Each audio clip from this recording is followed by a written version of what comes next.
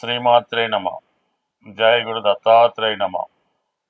ఈ వీడియోలో మనం కుంభరాశి వారికి ఫిబ్రవరి 1 నుంచి 7వ తారీఖు మధ్యలో జరగబోయే వార ఫలాలు పరిశీలిద్దాం. ప్రస్తుతం కుంభరాశి వారికి రాశి అందే రాహుగ్రహ సంచారం వల్ల ఏదైనా జాతకుడు గొప్పగా సాధించాలనే ప్రయత్నం చేస్తూ ఉంటాడు. ఎంత సంపాదించినా, ఎంత ఎత్తుకెదిగినా సంతృప్తి అన్నది జాతకుడికి లభించదు. ఇంకా ఏదో సాధించాలి, ఇంకా ఏదో చెయ్యాలి అనే తపన జాతకుడికి ఎక్కువగా కలుగుతూ ఉంటుంది.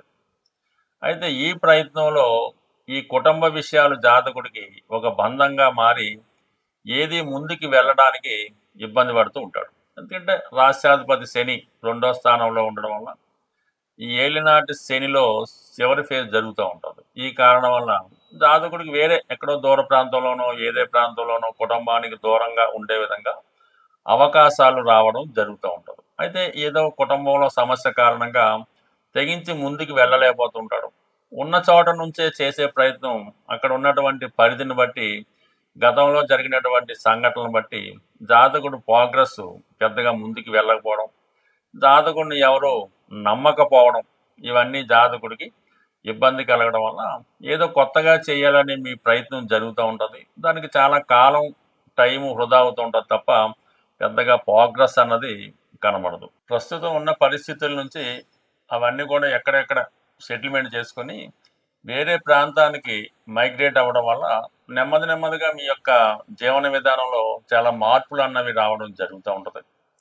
అయితే ప్రధానంగా ఈ వారం వరకు ఏమైందంటే 4 గ్రహాలు 12వ స్థానంలో సంచరించడం జరుగుతుంది.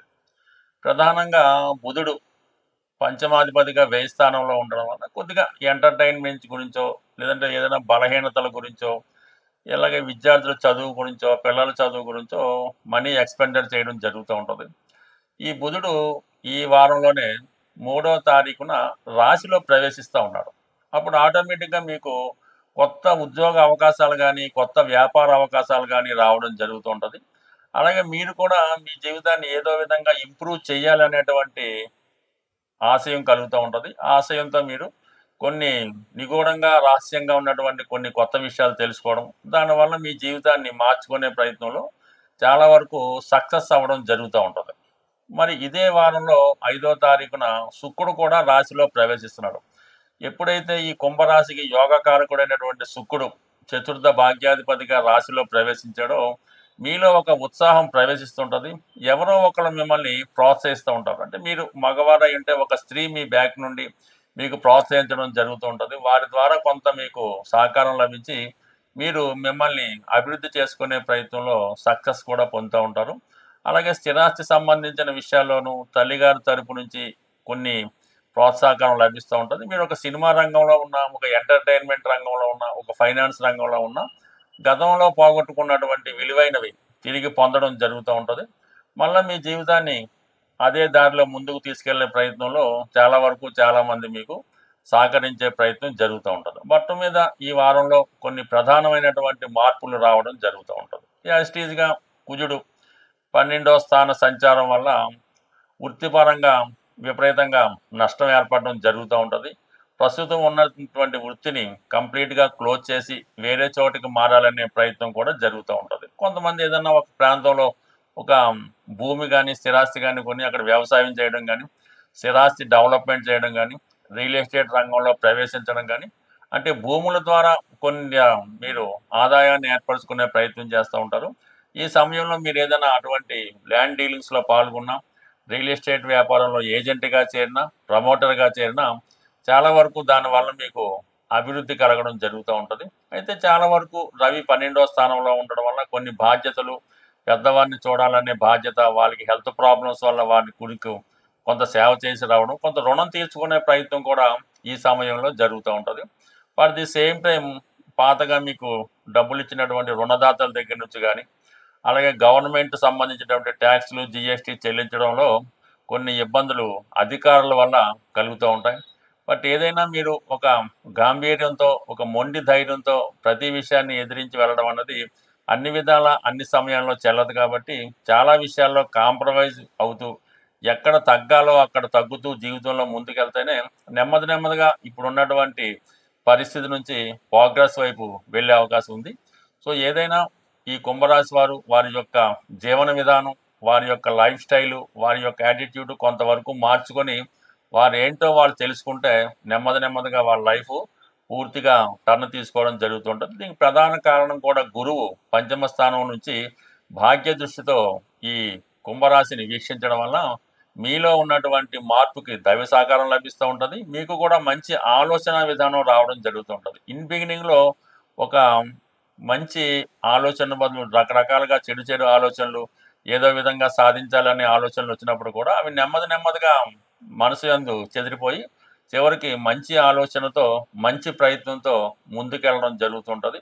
సదా మీరు ఎవరినన్నా ఒక మంచి గురువుని కానీ మంచి అడ్వైజర్ని కానీ ఫాలో అయ్యి వారి ప్రకారం నడుస్తూ ఉంటే కంప్లీట్గా మీ జీవితంలో మార్పు అన్నది ప్రారంభమవుతుంది.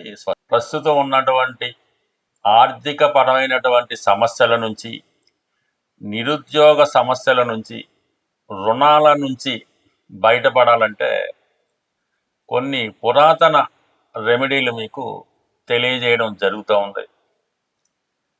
అందులో ప్రధానంగా మీరు తీసుకున్నటువంటి ఆహారంలో అంటే భోజనం, టిఫిను, లేదంటే ఇంకా పలహారం, వీటిలో కొంత భాగాన్ని మీరు మూగజీవులకి పెట్టవలసి ఉంటుంది.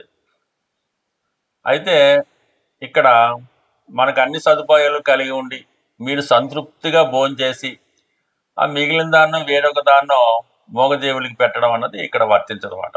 అంటే మీరు ఏదో ఒక రోజంతా ఒక కేజీ సంబంధించినటువంటి ఆహార పదార్థాలు తీసుకుంటారనుకుంటాం. అప్పుడు మీరు ఒక 800 గ్రాములతోనే సరిపెట్టుకొని మిగతా 200 గ్రాములు అది మూగజీవులకు వేరే వరకు ఇవ్వడం వల్ల ఆ ఫలితం మీకు వస్తుంది తప్ప మీ సంతృప్తిగా తింటూ ఆ మిగిలింది ఇవ్వడం వల్ల పెద్దగా ఉపయోగం ఉండదు. అంటే మన ఆహారంలో మనకి భగవంతుడు కేటాయించిన ఆహారంలో కొంత భాగాన్ని వాళ్ళకి కేటాయించడం, మనం కొంత ఆకలితోనూ అసంతృప్తితో ఉండడం వల్ల ఆ ఫలితం మీకు రావడం జరుగుతూ ఉంటుంది. ఇది కామన్గా తెలుసుకోవాల్సిన విషయం. అలాగే ఏదన్నా ఈ సిటీలో అది మనం ఏదన్నా టెంపుల్కి వెళ్ళినప్పుడు దేనికి వెళ్ళినప్పుడు అక్కడ అంటే ఏదైనా దైవ సంబంధించిన కార్యక్రమాల్లో కానీ దేవాలయాల్లో కానీ మనకి ఎవరన్నా ఈ పెళ్ళికో వాళ్ళ యొక్క బర్త్డేకో ఆహ్వానించి భోజనం అది పెడతా ఉంటారు. ఆ సమయంలో అంటే ఇలాంటి వాటిలో మీరు వెళ్ళి అక్కడ భోజనం చేయవచ్చు. అంతేగాని ఎక్కడ పడితే అక్కడ బయట భోజనాలు పెడతా ఉంటారు. ఏదో అక్కడ టెంపుల్ దగ్గర ఇంకో చోట ఇంకో మండల వారం అది సాధారణంగా మీరు అటువంటి భోజనం అన్నది అంటే బయట అటువంటి భోజనం అన్నది ఆహ్వానం లేని భోజనం కానీ అనాచితంగా పెట్టే భోజనం కానీ ఏదైనా ఒక సంస్కారం కలిగే వ్యక్తులు అంటే వాళ్ళు బతకగలరు, మనకు ఆదాయం ఉంది, ఆ పూట భోజనం మనం చేయగలం అనుకున్న వాళ్ళు సాధ్యమైనంత వరకు అది అవాయిడ్ చేయడం మంచిది. అంటే అది ఇంకోళ్ళకి పొందడం జరుగుతూ ఉంటుంది. మీకు అవకాశం ఉంది కాబట్టి మీరు మీ యొక్క ధనంతో ఏ హోటల్లోనో ఇంకో చోట భోజనం చేయడం వల్ల ఆ ఫలితం రావాలి. కానీ ఇలాగా ఫ్రీగా పెట్టే భోజనం చేయడం వల్ల అది కూడా మీకు భగవంతుడు మీకు రావాల్సినటువంటి పుణ్య ఫలితాన్ని అది ఇబ్బంది పెట్టడం జరుగుతూ ఉంటుంది. ఇది కూడా సాధారణంగా గమనించడం మంచిది. అయితే సాధారణంగా ఇది ఎక్కువగా ఈ గుజరాత్ ఉత్తరాది ప్రాంతాల్లో పాటిస్తూ ఉంటారు.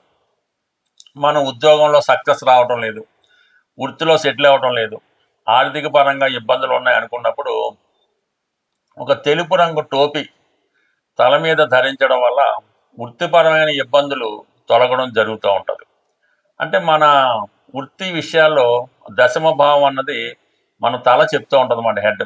అందుకని మన పని పూర్తయిన తర్వాత మొక్కుకొని తలనెలా ఇవ్వడం జరుగుతూ ఉంటుంది. ఆ తల మీద తెలుపు రంగు టోపీ ధరించడం వల్ల వృత్తిపరంగా ఎదురవుతున్నటువంటి సమస్యలు కానీ ఆర్థిక సమస్యలు కానీ చాలా వరకు మనకి తొలగిపోతూ ఉంటాయి. ఇంకొక బ్రహ్మాండమైన రెమెడీ ఏంటంటే నిరుద్యోగులు చాలా కాలంగా ఉద్యోగం రావడం లేదు అనుకున్న వాళ్ళు ఈ గుడ్డి వాళ్లకు అంటే చూపు తక్కువగా ఉండి ఈ ఫిజికల్లీగా ఛాలెంజ్ పీపుల్లో ఈ కంటి చూపు సరిగ్గా లేని వాళ్ళకి ఒక ప్రత్యేకంగా హాస్టల్ అని కొంతమంది ఉంటారు.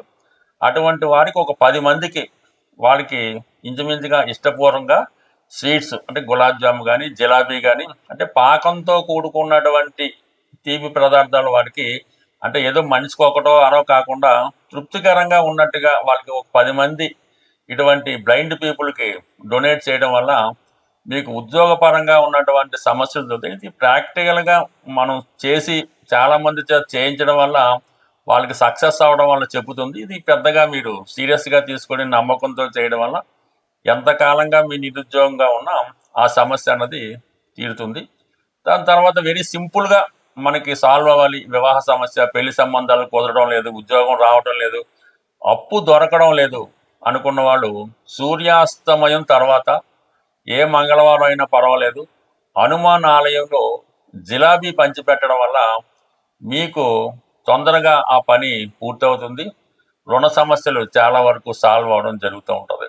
సో ఈ విధంగా ఇటువంటి చిన్న రెమెడీలు, అంటే ఏదన్నా రెమెడీ చేసినప్పుడు అవతల వ్యక్తి కూడా సంతృప్తి పడవలసి ఉంటుంది. ఊరికే ఏదో జిలాబీ ఏమన్నట్టు ఒక జిలాబీ ఎలా కాకుండా కంప్లీట్గా ఉండాలి. భగవంతుడు కూడా మనం ఏదన్నా ఒక రెమెడీ నిమిత్తం పూజ చేసినప్పుడు, ఏదో తమలపాకులు పూజ చేయిస్తాం అన్నప్పుడు ఏదో 41 తమలపాకు 21 తమలపాకు కాకుండా ఏదో ఒక బుట్ట తమలపాకులు ఆ విధంగా పూజ చేయడం వల్ల, అలాగే విపరీతంగా సింధూరం వాడటం వల్ల, ఎక్కువగా ఆంజనేయ స్వామి అంటే మనం వాళ్ళ యొక్క స్థాయిని బట్టి సాధనను బట్టి చేయవలసి ఉంటుంది. ఏమీ లేని చిన్న విద్యార్థి ఒక 100 తమలపాకులతో పూజ చేయనా పర్లేదు. అదే కోటీశ్వరుడు లాంటి వాడు తన ఫలితం కోసం అతను కూడా అలా కాకుండా కొద్దిగా టాలెంట్గా హోదాగా చేయడం వల్ల ఈ ఫలితాలు కూడా రావడం జరుగుతుంది. స్వస్తి.